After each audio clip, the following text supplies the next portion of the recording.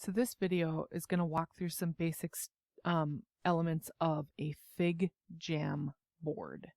So here I am. You watch me go through creating my sample teacher account. So now I'm going to go up. Make this a little big.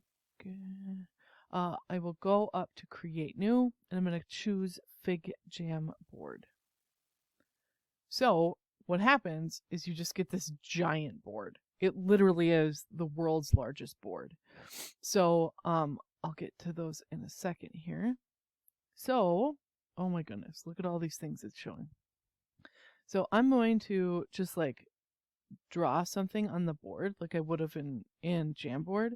And then I'm going to show you, look at how big this board is. Like I've literally minimized it as much as I possibly can. Now you can still kind of see my drawing, but the reason I point this out is that whereas Jamboard had specific slides for students to go to, a FigJam board does not. So let's go back.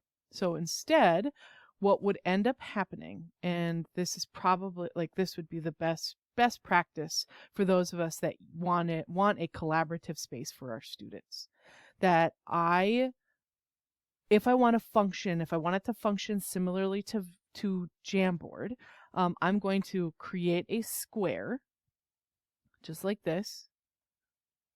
So I'm just going to make a square, and I'm going to treat that like it was a slide, just like we had in Jamboard. So I'm going to label this slide like, I don't know, like group 1. Okay. I can make this image, I can make this square whatever color I want. Right? I'll make it yellow. And then I'm going to do the same thing over here. So I'm going to make this square big like this. I'm actually going to make it a different color so that my students know where they should be going. So, okay, going to do that. Group 2, and so on and so forth.